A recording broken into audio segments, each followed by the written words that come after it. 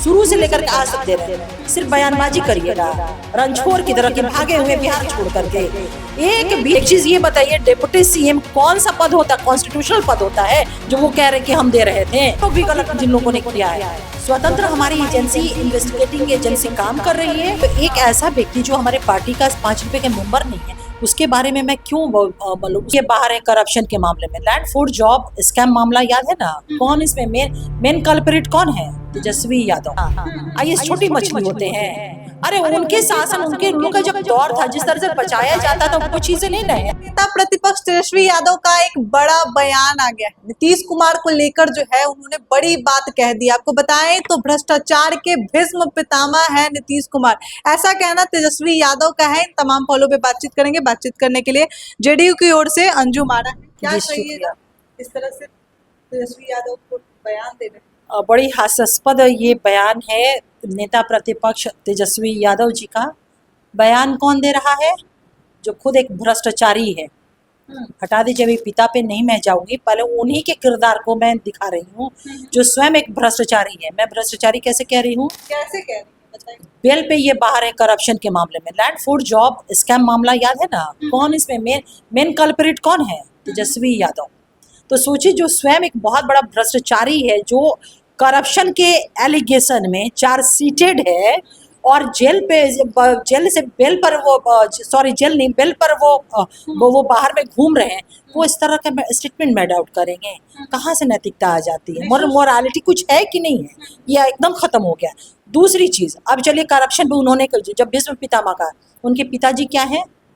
Medal लेकर के आए थे क्या? जेल की सलाखों के कन्विक्टेड रहे हैं। किस घोटाला है? नहीं, तो ठीक है, इसको देख रहा ना, इसको किसने उजागर किया है? इसको किसने उजागर किया? किसकी सरकार में उजागर हुआ? किसने संज्ञान लिया है? एनडीए ने लिया है। तो ये स्पष्ट है ना कि हमारा जो है ना, हम किसी को फंसाते हैं ना किसी को बचाते हैं, और यही हमारी सरकार की यूएसपी भी है। तो हमारी सरकार की प्रतिबद्धता है, कमिटमेंट है कि जो लोग भी गलत जिन लोगों ने किया है, स्वतंत्र हमारी एजेंसी, इन्वेस्टिगेटिंग एजेंसी काम कर रही है। वो जांच करेगी। जांच में जो लोग भी दोषी, अभी जेल की सलाखों, अरे भैया जेल की सलाखों के पीछे आईएएस गए ना, आईएएस छोटी मछली होते हैं। अरे उनके शासन, उनके लोगों का जब दौर था, जिस तरह से बचाया जाता था, वो चीजें नहीं रहे। जिन लोगों के ऊपर एलिगेशन है, जिन लोगों के ऊपर जांच एजेंसी समझ रही है, जेल की सलाखों के पीछे जा रहे हैं, वो कोई छोटी मछली नहीं है। आईएएस छोटी मछली नहीं है, उनको समझना चाहिए इस चीज को। सबसे बड़ी चीज है जो बड़ा ही हास्यास्पद ये है कि ये वो लोग बोल रहे हैं जो आकंठ तक, करप्शन के आकंठ तक ये डूबे हुए, और अभी वो चार्जशीटेड है और जेल से बाहर बेल पर है और बेल पे बाहर घूम रहे हैं। एनडीए सरकार में कुछ नहीं हो रहा, भ्रष्टाचार बढ़ रहा है, महंगाई बढ़ रही है, बेरोजगारी बढ़ रही है। बोलेंगे क्यों नहीं? सब तो उन्हीं को दिख रहा है ना। एक चीज ये बताइए कि डेमोक्रेसी में तय कौन करता है? डेमोक्रेसी में कौन तय करता है? आवाम तय करती है। और 14 करोड़ आवाम विगत 2005 से लेकर टिल टुडे किसके ऊपर विश्वास कर रही है? एनडीए सरकार के ऊपर कर रही है। आदरणीय नेता नीतीश कुमार जी के ऊपर उसने नहीं, देखिए, अब यही चीज है, वोट चोरी क्यों नहीं? जब एसआईआर हो रहा था तब तो रिप्रेजेंटेशन लेकर के पहुंचे नहीं थे। ये बिहार ही एक ऐसा राज्य है जहां पर एसआईआर हुआ और एक भी सिंगल, हम लोगों ने चुनौती तब शुरू से लेकर के आज तक दे रहे हैं। सिर्फ बयानबाजी करिएगा, रंछोर की तरह के भागे हुए बिहार छोड़ करके। एक भी सिंगल ऐसा मामला नहीं आया जो किसी भी बिहार के वोटर ये कहें कि मैं बिहार का वोटर हूं और मेरा वोटर लिस्ट में नाम नहीं है। इलेक्शन कमीशन अनेकों, मतलब एक लंबी अवधि दिया कि जिसको भी क्लेम करना है वो अपने वोटिंग राइट को लेकर के, वोटर होने के प्रमाण को लेकर के वो अधिक कर सकते हैं। तब तो इन लोग नहीं आए, एक भी नहीं आए। तो इससे बड़ा साक्ष्य क्या हो सकता है निष्पक्ष चुनाव का? दूसरी चीज, मैं इलेक्शन कमीशन की कोई प्रवक्ता नहीं हूँ कि इलेक्शन कमीशन ने क्या किया मैं उसके बारे में बोलूं। ये कंप्लीट इलेक्शन कमीशन का मामला है। अगर उनको इंटरेक्शन करना तो इलेक्शन कमीशन से करे ना। एसआईआर जब हुआ तो मैं आपको बता दूं, आप पत्रकार हैं, एक भी बिहार के किसी भी एक शख्स ने ये कंप्लेन नहीं इलेक्शन कमीशन को किया। तो लगातार आप लोगों पे आरोप लगा रहे हैं। हम पे क्यों आरोप लगा रहे हैं? आरोप लगाना इलेक्शन कमीशन, आरोप विपक्ष का काम सिर्फ आरोप लगाना नहीं है ना। आपकी कॉन्स्टिट्यूशनल कुछ ड्यूटी है। अगर आपको लगता था कि एसआईआर में वोटरों को काटा गया है, हटाया गया है, तो इस समय दिया गया था। बूथ लेवल पे तमाम पॉलिटिकल पार्टियों को अपने एजेंट को बहाल करना था कि किसी वोटर का नाम ना कटे। कहाँ थे तब?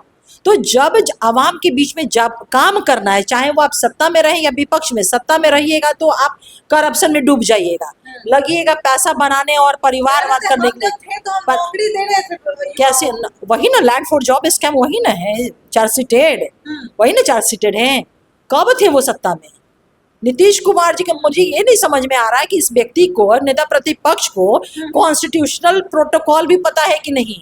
एक चीज ये बताइए, डिप्टी सीएम कौन सा पद होता है? कॉन्स्टिट्यूशनल पद होता है जो वो कह रहे कि हम दे रहे थे।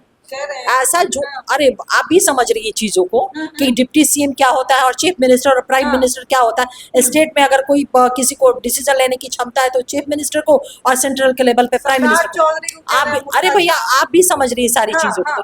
तो इसलिए जो हमारे आदरणीय नेता नीतीश कुमार जी ने जो काम किया है युवाओं को रोजगार देने का, नौकरी देने का, उसका झूठा क्रेडिट वो लेने की कोशिश करते रहे। और इसका सबसे बड़ा प्रमाण यही है कि 2025 के चुनाव में सारे इनके झूठ का जो होता है पर्दाफाश करके आवाम ने इनको 42 या 43 सीट पर ला करके इनको, सॉरी कितने पे हैं ये, टोटल मिला करके ये 42 सीट पे है, उस पे ला करके समेट करके रख दिया। और नीतीश कुमार जी के लीडरशिप को, उनके नेतृत्व को किस तरह से बड़ा मैंडेट मिला।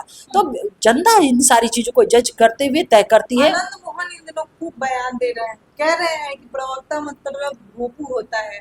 कल परसों का उनका एक बयान है। देखिए ये सब तरह का जो डिरेल टाइप का जो स्टेटमेंट आता है ना, ये सब फ्रस्ट्रेटेड लोग होते हैं। प्रवक्ता किसी भी पार्टी का हो, कोई भी हो, एक वो ऑफिशियल उसका मतलब बयान माना जाता है, वो ऑफिशियल वॉइस होता है पार्टी का या जिस संस्थान का होता है।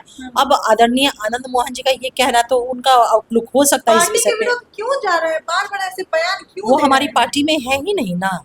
उनके आनंद बेटे हैं, नहीं तो बेटे ने हाँ। कोई बयान दिया है? बेटे पर नहीं दे नहीं रहे तो हैं, फिर लेकिन वो- नहीं तो एक ऐसा व्यक्ति जो हमारे पार्टी का 5 रुपए का मेंबर नहीं है, उसके बारे में मैं क्यों मतलब उस पर मैं डिस्कशन आपको करूं। हाँ, उनके पुत्र के द्वारा, उनकी पत्नी श्रीमती लवली आनंद जी के द्वारा अगर कोई बयान है तो आप कहिए, तो उस पर हम बात कर सकते हैं। लेकिन वो इस तरह से बार वो हमारी पार्टी के, वो हमारी नहीं, श्री आनंद मोहन जी जो है हमारे पार्टी के 5 रुपए के मेंबर भी नहीं है। चलिए 5 रुपए के मेंबर भी नहीं है जेडीयू पार्टी के आनंद मोहन, ऐसा कहना अंजुम आरा का है। तमाम पहलुओं पे हमने बातचीत की, क्या कुछ कह रही थी आपने सुना। बहरहाल इस खबर में इतना ही। इस खबर को लेकर क्या सोचते हैं, मैं कमेंट बॉक्स में जरूर बताएं।